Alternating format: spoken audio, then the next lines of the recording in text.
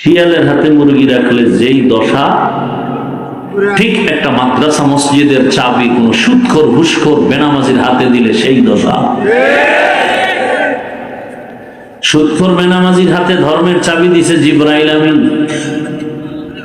কে দিছে? আল্লাহ দিছে। বলে চিন্তা করছে, এই শিয়ালের হাতে মুরগি তো আপনারা দিছেন। এখানে এসে তো ঠিক ঠিক বলতেছেন না? ভোটের আগের রাত্রে দেখা যাবে কার ঠিক কোন দিকে যায়। কি সুদ খাওয়া যেমন হারাম, সুদখোরের পক্ষে একটা টিপ দেওয়াও হারাম। ঘুষ খাওয়া যেমন হারাম, ঘুষখোরের পক্ষে একটা সিল মারা হারাম। কথা বুঝেন নাই? খুব সাবধান, খুব সাবধান। জীবনে তো অপদস্থ অপমান কম হলেন। আমার যুবকদের কাছে একটাই যাবে, তুমি কোন দল করবা না করবে না আমার জানারও দরকার নাই, সে জবাব তুমি দিবা, তুমি তো আর শিশু না। বাকি আমি যতটা কথা বলতেছি আমার মূল টার্গেট ইসলাম, কোরআন হাদিস, আল্লাহ এবং রসুল। কোরআন হাদিসে যা বলতেছি যদি থাকে তাই বলছি, যদি মনে করে এটা কোরআন হাদিসে নাই, দাঁড়াও আমাকে বলো, আমি তওবা করি। নামাজ পড়ো না ভিন্ন কথা, কোনো ঝগড়া নাই, তুমি মুমিন। যদি বলো নামাজ পছন্দ করি না, তোমার সাথে যুদ্ধ হবে, তুমি বেঈমান। তুমি পর্দা করো না, কোনো তর্ক নাই, তুমি মুমিন। আমি যুদ্ধের ময়দানে অবতীর্ণ হব। কারণ দাড়ি পছন্দ না করা এটা বেঈমানের কথা। আওলাদে রসুল মদনী রহমতুল্লাহ আলাইহি, যেই মদনী রহমতুল্লাহ আলাইহির কদমের বদৌলতে সিলেটের জমিন ধন্য।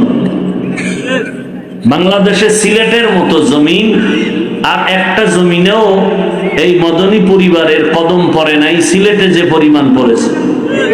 সেই মদনী রহমতুল্লাহ আলাইহি আওলাদে রসুল দেখার জন্য সবাই আসতেন। দুই শ্রেণীর মানুষের সাথে তিনি সালাম বিনিময় করতেন না, হাত দিতেন না। এক শ্রেণী যারা দাড়ি রাখে না, কেটে ফেলে, সাথে সালাম দিলে বলতো বের হ, দাড়ি কেটে আমার রসুলের কলিজায় আঘাত দাও, তুই তো রসুলের দুশমন, তোর সাথে কোনো সালাম নেই। আর এক দলের সাথে তিনি সালাম দিতেন না। সাহাবায়ে কেরামের যারা দুশমন, সাহাবায়ে কেরামের যারা সমালোচনা করে, রসুলের দুশমন, যারা দাড়ি কামায়, যারা ছাটে, দুনো দলের গুনাহ সমান। কেমন গুনাহ? অল টাইম, মুহূর্তে, প্রতিটি সেকেন্ডে সেকেন্ডে 24 ঘন্টা কবিরা গুনাহ, কবিরা গুনাহ, কবিরা গুনাহ, কবিরা গুনাহ। ও ঘুমায় থাকলেও গুনাহ লেখা বন্ধ নাই, একটা মোনাজাতও কবুল হবে না।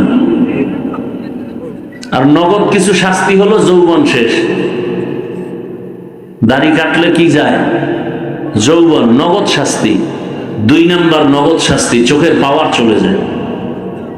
দাড়ি কামানো বাড়ছে, হারবালের ওপেন চ্যালেঞ্জও বাড়ছে।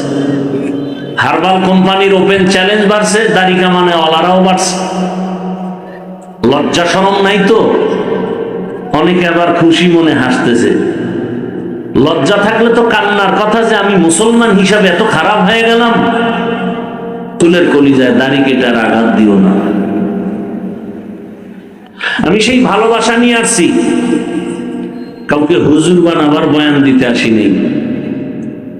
আমার টার্গেট যুবক, হুজুর বানানোর জন্য বয়ান করনেওয়ালার অভাব নাই, আলহামদুলিল্লাহ। নাম্বার 2, আমার দেশে মুফতি মাওলানা মুহাদ্দিসের অভাব নাই। আমার দেশে যেই বিষয়টার অভাব, ওই বিষয়টাকে আমি বেছে নিয়ে আলোচনা করি।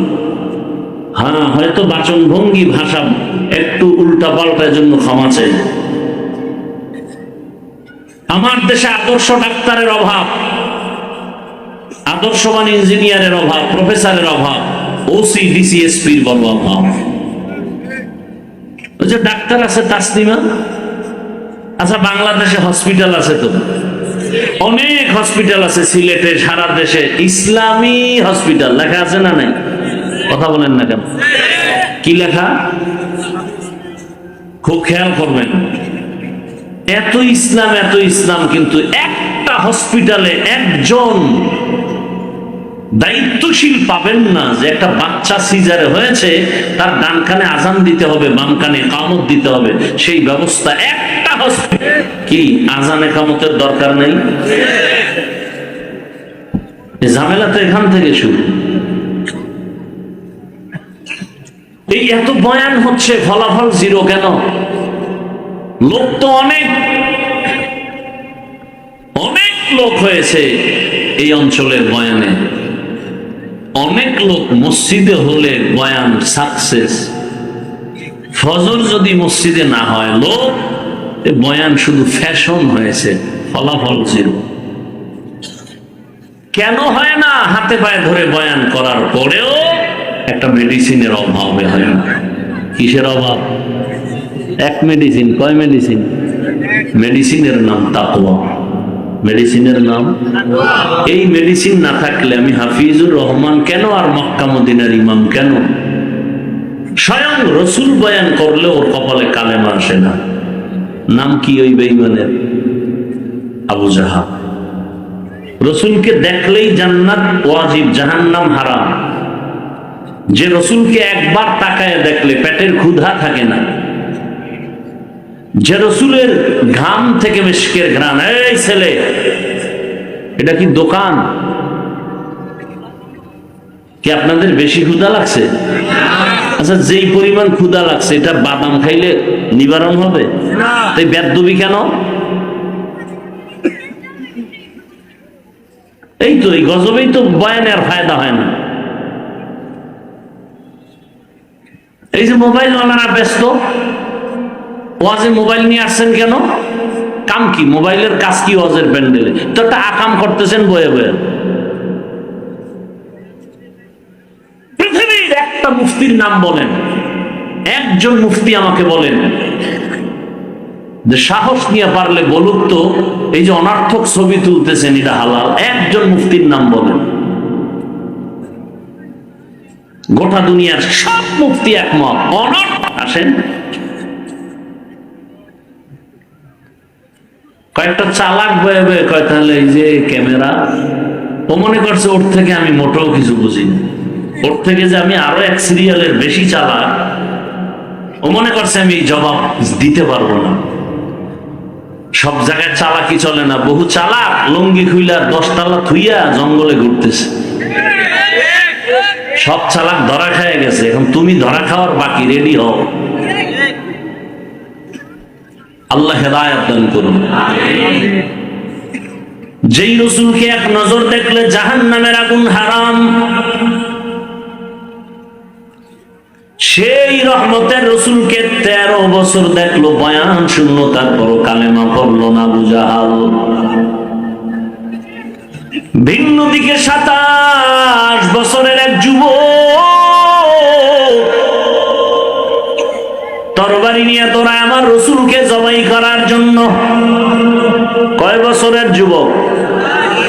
27। রহমত